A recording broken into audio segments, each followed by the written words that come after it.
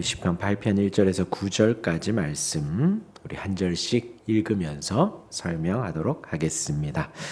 여호와 우리 주여, 주의 이름이 온 땅에 어찌 그리 아름다운지요, 주의 영광이 하늘을 덮었나이다. 오늘 본문은 하나님의 창조된 질서와 하늘의 웅장함을 보며 다윗이 아름답다고 표현하고 있습니다. 그 아름다움에 대비하여 자신은 아무것도 아닌데 돌봐주시는 그 하나님의 은혜와 경이로움을 오늘 고백하고 있지요. 우리가 잘 아는 본문입니다.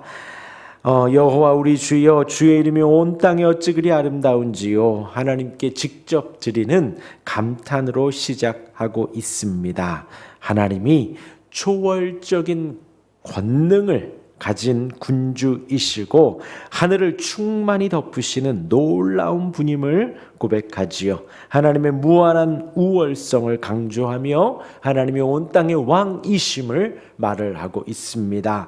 저와 여러분들 우리 모두가 이 고백을 했으면 좋겠습니다. 하늘을 보며 여호와 우리 주여, 주의 이름이 온 땅에 어찌 그리 아름다운지요. 우리가 일상을 살아가며 여호와 우리 주여, 주의 이름이 온 땅에 어찌 그리 아름다운지요 하며 하나님의 훌륭하고 화려하고 아름다운 하나님의 능력을 찬양할 수 있었으면 좋겠습니다. 주의 이름이 온 땅에 있다고 하였습니다. 단지 이 지축지역 덕양구, 고양시, 경기도뿐만이 아니라 내 머리 위, 내가 밟고 있는 이 땅뿐만이 아니라 온 땅에 하나님의 아름다움이 충만하다라는 것입니다. 하나님의 능력이, 하나님의 손길이 닿지 않는 곳이 없다는 것이죠. 온 땅이 어찌 그리 아름다운지요 하고 고백을 하는 우리 모두가 되었으면 좋겠습니다. 또한 9절에 반복이 됩니다. 그러하니 1절과 9절에서 하나님의 그 놀라운 권능을, 아름다운 이름을 찬양하고 있습니다. 하나님의 위엄을 놀랍게 높이는 것이지요. 우리의 입술 속에, 우리의 마음 속에 하나님의 놀라움을 고백할 수 있는 우리 모두가 되기를 바랍니다. 언제든요, 언제든 이 고백을 할 수 있는 우리가 될 수 있기를 바랍니다. 이어서 2절입니다. 주의 대적으로 말미암아 어린아이들과 젖먹이들의 입으로 권능을 세우시며 이는 원수들과 보복자들을 잠잠하게 하려 함이시니이다 했습니다. 놀라운 그 하나님의 권능을 어떻게 표현하는가? 어린 아이를 내세웁니다. 하나님은 어린 아이와 심지어 젖먹이들, 여기에서 어린 아이들이라 하면 미취학 아이들을 말할 수가 있습니다.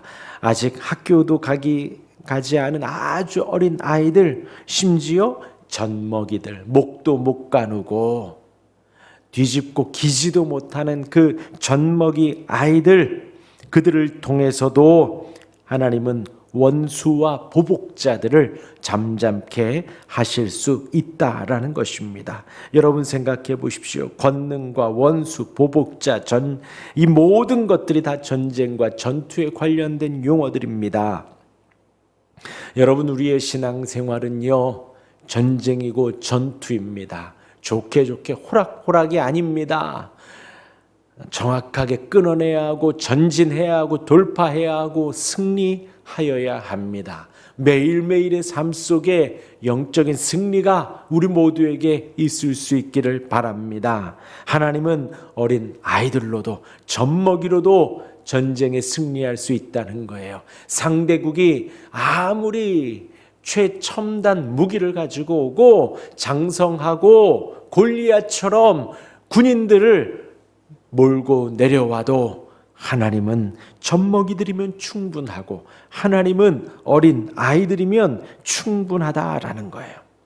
어린 아이들과 젖먹이들의 입으로 권능을 세우시며 그들의 그 어린 입으로, 작은 입으로 하나님의 권능을 세우십니다. 원수들과 보복자들을 잠잠하게 하시기에 충분하다라는 거예요. 하나님은 그들로도 충분히 사용하신다는 것입니다. 세상에 약하고 하찮은 것, 이때 당시에 어린아이들은 수에도 들지 않았다니까요.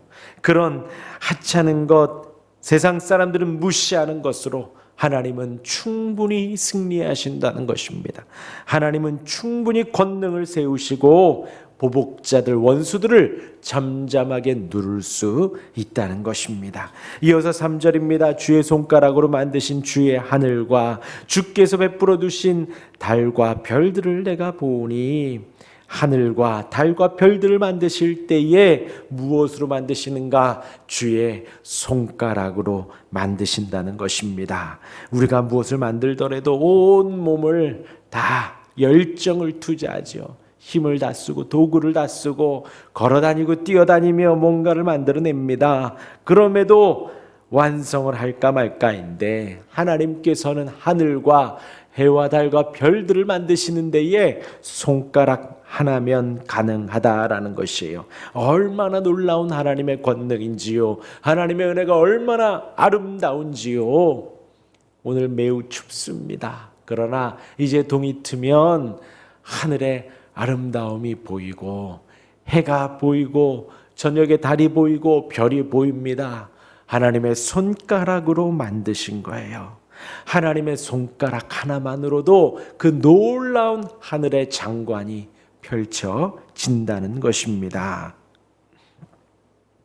그러한 하나님에 대해서 1절부터 3절까지 아름다움을, 영광을, 능력을, 경이로움을 높이고 나서 4절에 이렇게 고백합니다. 사람이 무엇이기에 주께서 그를 생각하시며 인자가 무엇이기에 주께서 그를 돌보시나이까. 그를 하나님보다 조금 못하게 하시고 영화와 존귀로 관을 씌우셨나이다 합니다.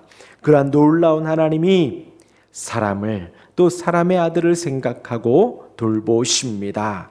여기서 생각하시며 할 때에는 하나님의 사랑으로 돌보며 기억하는 것을 묘사합니다.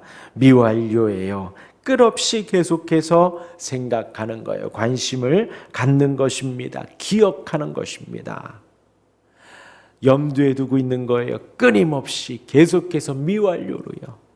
하나님께서 그렇게 생각하셔서 또한 하나님께서 돌보십니다. 돌보신다는 것은 방문한다라는 거예요. 방문하여서 돌보시는 것, 이것 또한도 미완료입니다.